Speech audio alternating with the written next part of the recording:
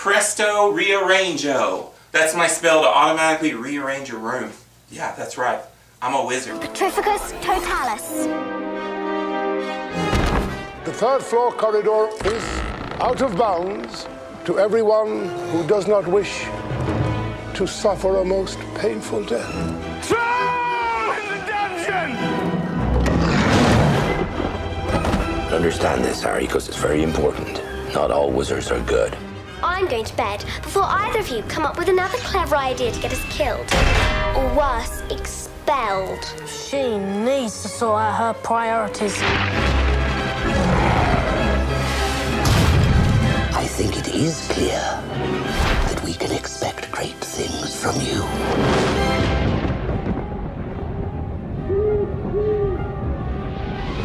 For my classic reviews for the next foreseeable future, I'm going to be reviewing each Harry Potter movie, starting with the Sorcerer's Stone.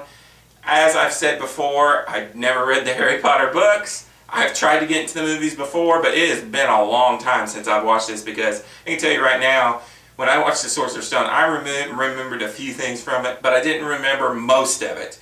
And I want to give these one last try before Fantastic Beasts comes out, because that movie does look good.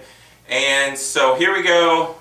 Harry Potter and the Sorcerer's Stone, movie number 1. I thought this movie was okay. I'm not gonna lie here. You know, if Harry Potter fans want to grill me, that's fine. I'm just gonna tell you how I felt about it. It is an okay movie. They do a great job. I'll talk about good first. They do a great job of world building here. And the way I understand it, they cram a lot of information into this movie. So maybe later on down the road, I'll care about these characters more and they'll get better, I hope. Some of the characters I really did like, particularly Hermione. She was probably my favorite. I'll talk about why here in a minute. But I also did like the Slytherin people for some reason. I don't know why. Maybe it's because I like the dark side. But I like the Slytherin people, particularly the Slytherin kid Draco and the teacher Professor Snape. Another thing I really like about it is the music. I really did like the music. I had the theme stuck in my head after I watched the movie, and I'm sure it's going to build on that. Now, let's get into some of the stuff I didn't like. First of all, the graphics in this, specifically the CG stuff, is very dated for a movie that came out in 2000 or 2001. There's movies earlier than that that look way better. Some of the CG stuff in here looks really bad, particularly when they CG human characters like Harry, like during the Quidditch match. It looks really bad to me. And then some of the CG creatures, like the CG dog, looked pretty crappy.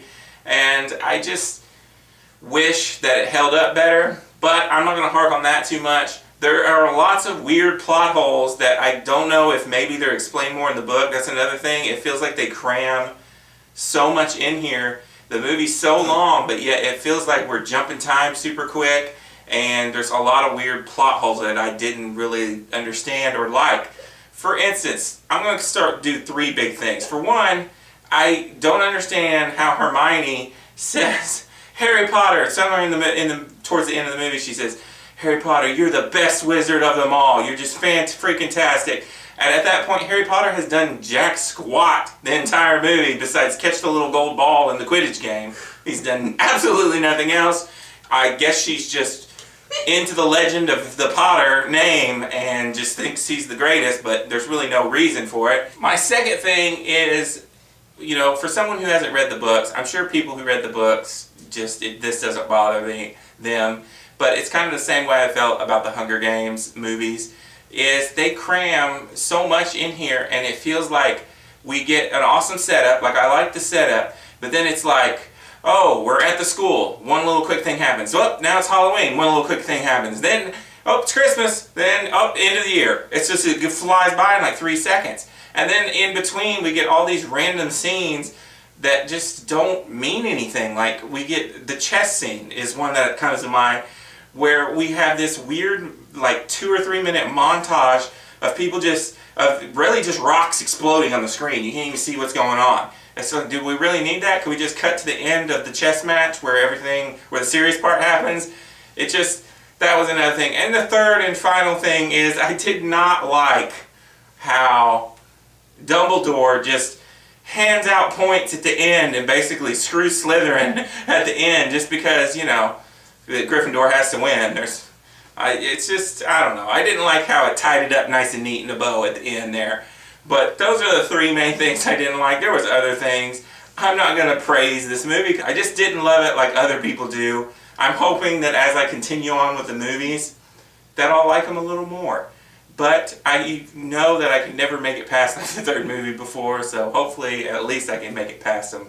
I'm going to give the first Harry Potter and the Sorcerer's Stone, a 3 out of 5. If you like this video, click that like button. If you want to keep up to date on all my videos, click this glorious subscribe belly button. If you want to see my last few videos, click over here. This has been a Randy Cage production. Peace out.